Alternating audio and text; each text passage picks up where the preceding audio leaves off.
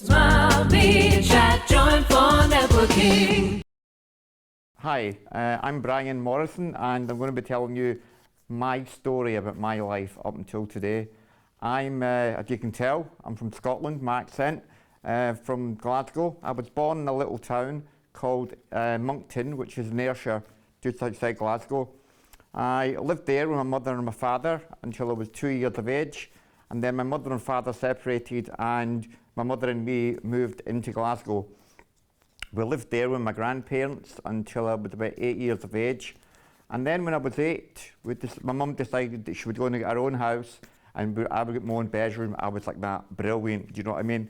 So we moved out with my grandparents, and we went and got a house a long way off from my grandparents, which was great, because I didn't like staying there with them. So we moved into the house, and everything was fine at first. And my mum worked in this little corner shop, and then things changed. She had a fall one day, which was packing up the shelves, and she ended up from that fall having slip discs, blah, blah, blah, a load of illnesses from disability. She ended up that she couldn't walk right anymore from that fall, and up until about 12 years of age, so it was about 4 years, she was getting worse and worse. And her mental health actually started going as well, because she couldn't get out, she couldn't do a lot of stuff. She started getting low in depression, suicidal, all this kind of stuff. So what happened was, I was at school one day and I came in, and here was 2 people in the house, and they were waiting for me. And they said, your mum's in the toilet just now, we're taking your mum somewhere. You're going to go with these 2 nice people here. I was wondering what was going on, and long story short, they were taking me into a children's home, and my mother was getting taken into a mental health hospital. So that's what happened, and I was taken to a little children's home called Alva House, and it was different, because I'd never expected that to happen. But the good thing about it was, because it was a single parent family, I didn't really get on with people. So when I was in the children's home, I get to meet other people. So I thought it would only be for a short term, and a year went on, 2 years went on, and it started like there was no contact from my mum or anything. Then I got told that she was coming to visit me, and she turned up and she came in and she looked fine. I ended up finding out that she actually had been discharged from the hospital a year earlier, and she had met somebody in the hospital and decided that they were going to live together and not tell her son or tell the authorities. So it ended up that she got in a bit of trouble for that. She then was told that she would need to bear up because she was a parent and take her son back. So I was sent back, and within a week it was quite obvious that it wasn't going to work with me in the house, with my mum and her boyfriend, and I started running away. Through all that, because I was still young, a child, I was then put into another children's home. I was in there, I started going to school again, different area, and I started getting truanting school, I call it. And we call it up there, we call it dogging it. And I always used to hang around with the older kids, and I started drinking in the park, smoking behind the sheds and all of this. And it went on, and it was a laugh for a while. And then all of a sudden, I realised when I was about, I'd say, 15, round about 15, that I was becoming dependent on that alcohol that I was in the park drinking.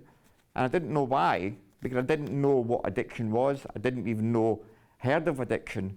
And all I knew was that I needed and I wanted alcohol every day when I was 15.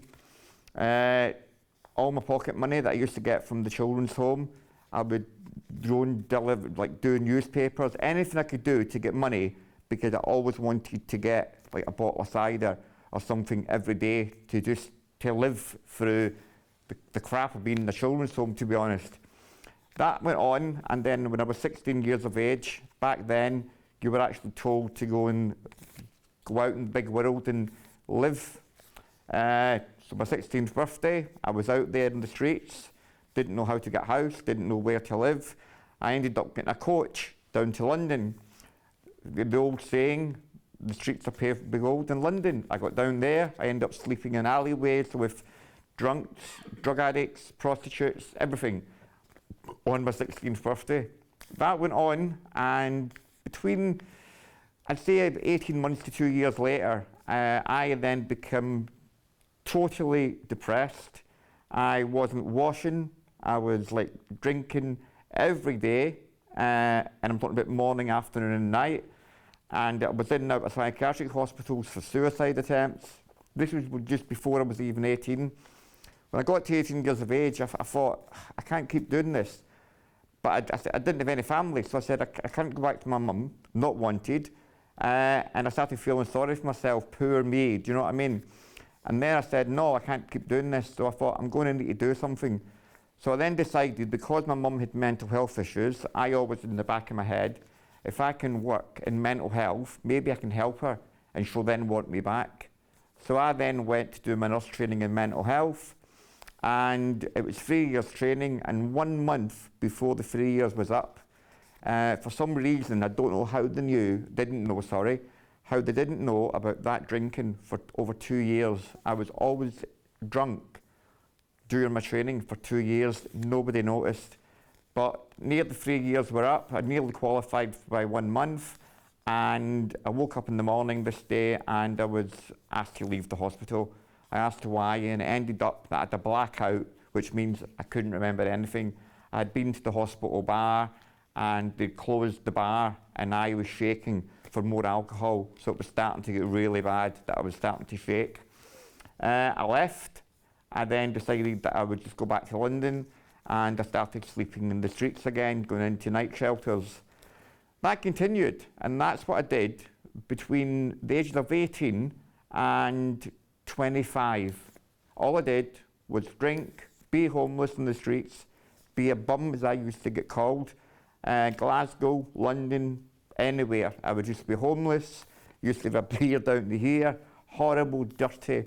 And that's the way it went on. I was smelling and everything. So 25 years of age, and I then thought, what can I do? What can I do?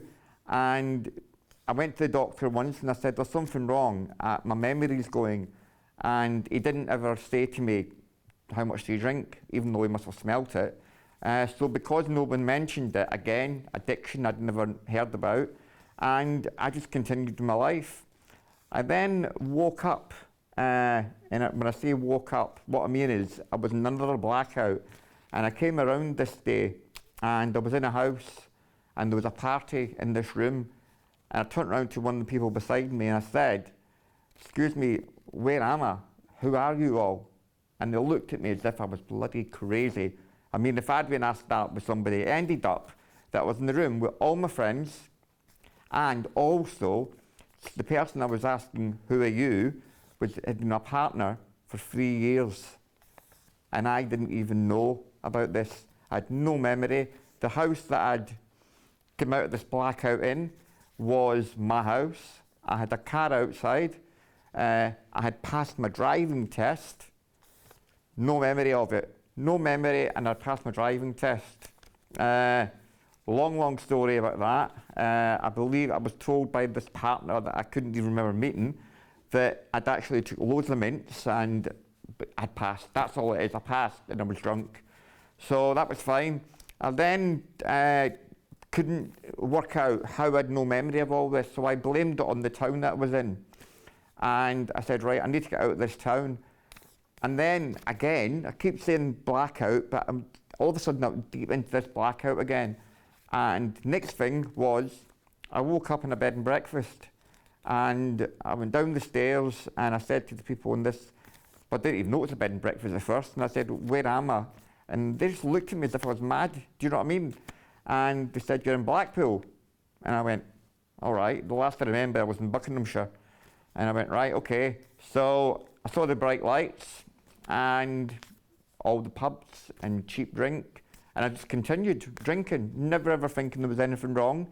And again, I was still a daily drinker, but I started to realise that I was becoming seriously ill.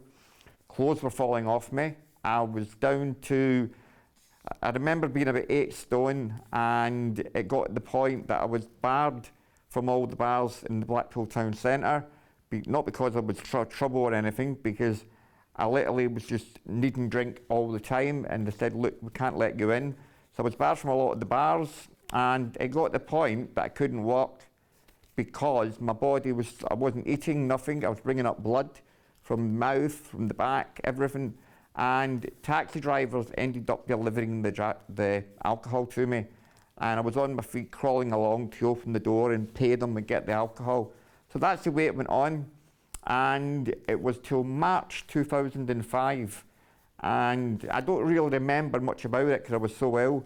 It was March 2005, as I said, and I just thought, I need to end my life. I can't live like this. I don't know how to stop it. It wasn't about like the drink, it was like because my body was needing it. If I didn't have a drink, I would take a seizure. It was like an epileptic fit, but they call it an alcohol seizure. And I didn't know at that time, which I know now, is that if you're actually dependent on alcohol and you don't have alcohol or medication, you can die in a seizure, which I didn't know. I know it now. So I went to this doctor and my partner said, right, you need to get sorted. Went to the doctor and said what was going on and took some tests. And the reason why I know it was March 2005, because it was my birthday coming up. And on my birthday, the 16th of March, I'd go back and get these test results. And my liver was 3/4 nearly gone. And unfortunately, they said, you've got 6 to 12 months to live. And I said, well, how? And they said, do you drink? First time anybody had ever asked me. But it was, as far as I was concerned, it was too late then. And he said, if you go and get some help now, I can't say I can save your life because you might have gone too far, but we might be able to give you more years. I ended up going into this treatment centre, and it was the 30th of June, because I had to wait to get my bed. And 30th of June 2005, I went into this treatment centre. And I was in there about 2 weeks.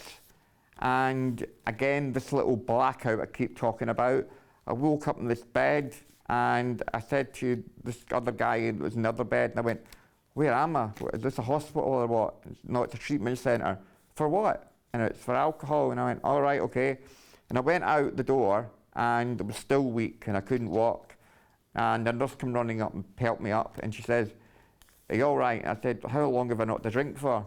And she says, 2 weeks. I just broke down because I thought I was dying. And I said, so am I going to be okay? And she went, well, if you stay off it, yeah, we'll take more tests from you. So after 21 days, I was told, bye-bye, on you go. And I said, well, just like that. I said, how do I live without alcohol? Because I've been brought up in care. I started drinking with all the kids. I drank every day. I had nobody that showed me how to live without drink. And I went out and I really thought I was on my way out. And I did it, and like I got through about a year, and in that year I realised that there were still things in my life that weren't going well, and realised that I was in a relationship that was actually bad for me and I shouldn't really be in it. So I got out of it 12 months after I stopped drinking, and I thought that that was going to be great. But because, again, I'd been brought up in care, I'd never been shown how to live out there on my own. I was like 35 years of age, and then I was going out there and starting to learn how to live in this big world at 35. And I started doing it, and it started being all right for a while. And then I got to like 5, 6 years sober, and everybody used to say, it must be great now, but trying to live without a drink was not bloody easy like everybody thought. And it got to 2011, and something tragically happened in my family. And I was watching Sky News one night. It was about 1 o'clock in the morning, and it came up on the TV that there was a big fire up in Glasgow, and that over 100 people had been evacuated. And I was watching it with interest.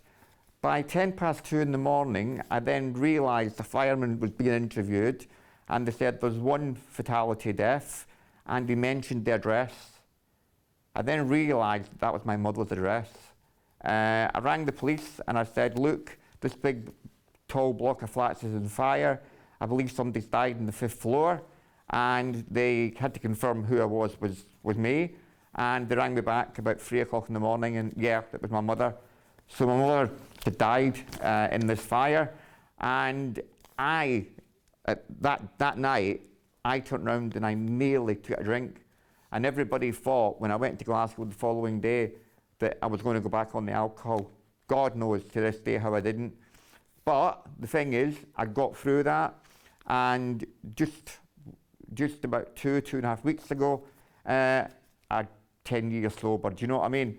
And for me to get through life and with that kind of past, and what I say to people is, like, people can, and that's why I share my story, is people can get through. Doesn't matter what's went on in your life, people can get better. There's a light at the end of that tunnel, do you know what I mean? And now what I do is, I now have set up my own charity. I work with people that are in recovery from addiction. And this is why I'm telling my story today. It's for anybody out there that's listening, is that you can't get through it. And my charity helps so many people every day. And that's my story. Thank you. Smile, be chat, join for networking.